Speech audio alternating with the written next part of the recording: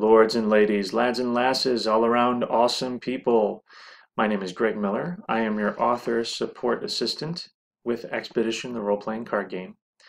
And we are here today to take you through basic quest creation. Here we are at the Expedition, the role-playing card game homepage. You see we have recently added a little create button at the top of the screen. So we click on that create link. It opens up the quest creator. Click on that get started button. There may be a little lag if you've got a pop-up blocker, but it will open the unsaved quest template. And Scott and Todd, when they first made the game, wrote some instructions on how to go about making your first quest. It is less than 90 lines. You'll see that many of those lines of script are spaces. They're empty lines. So not intimidating at all. But for the purposes of our tutorial, I'm going to show you how it might actually play out. So I have gone from that unsaved template to a quest that I have created and saved in my Google Drive called The Rage of Rodents. The first thing I want to do whenever I create a quest is give it a proper name. Up here at the top, we always want to lead off with a hashtag, a space, and then the name. It will appear in red. After that, we want to type our intro screen. So every time we want a new screen to appear on a phone or a tablet, when we have the app open, we need to indicate that with an underscore, the title of our screen, and then we close it off with an underscore. And that tells the app that's its own screen. You'll notice over here on the right, I always have the option of walking through the quests that I have written in the app simulator. So this will show us exactly what it'll look like on a phone or a tablet screen. It can be very helpful to check as you are writing in the quest creator how it's going to show up. It'll show you problems as you go. So I've written my first screen. I play it from the cursor. This is what I get. The Archmage Albion contacts your group of stalwart adventurers. It appears the brilliant man has gotten himself into a bit of trouble. Oh dear me, what have I done this time? My wife would be so disappointed. She always said the capybara was big enough. But I did it anyway. I made it bigger. Now it's escaped. You'll notice I have a next button, and that does not show up in the creator. What does show up is how I make that next button appear.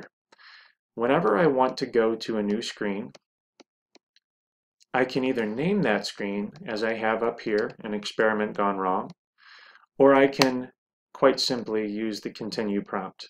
So I put in an underscore, the word continue, and I close it off with another underscore. And that'll create this little next button. Anything below this next button shows up in its own screen. So right here, our white text. Snaggletooth has escaped. No baby in the land is safe. You must hunt him down for me before he can do harm. Return him alive and you will be rewarded. Slay him if you must. No pet's life is worth that of a man's. Again, I put a continue prompt for our next button. General rule of thumb, about 3 paragraphs will fit on a phone screen. I wouldn't go much more than that. Less is sometimes more. And so here we have our first party choice. We want to put power into the hands of our players. We want to make them feel like participants in the story. And so we code a choice for them. And the way that we create buttons for them to tap in the app is by putting a star. So that's Shift 8, space, and then our option. So our first option is go to the Insane Wizard's pantry and gather supplies for the hunt. Or, time is wasting. Babies aren't safe. Pursue the beast with all haste. And if I want to save myself a little bit of time for a choice, if the description of the consequences of that choice is short, I can write that below the choice, as long as I have this green script right here. Now this script is very important. It tells the app to go to a new screen. a particular screen. One thing I want you to notice about the pathways is that I try to keep them named a simple one-word name. So up here, we indent one line, we double star, we put our go-to prompt, followed by the screen name that we're taking that choice to, and I close it off with 2 stars. So down here, you'll notice that I have the pantry. Now the reason that I have not put this full screen name that's going to appear in the app when we play from cursor right up here is because if I put a multi-word screen name in the script for the pathway, it can sometimes confuse the app. It can sometimes get convoluted. It will take more time. So I want to try and keep that pathway screen name a simple one-word name.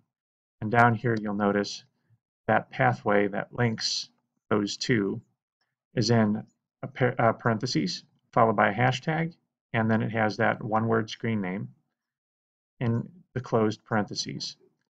But up here in the app, it's named The Pantry. So very subtle distinction, but important nonetheless.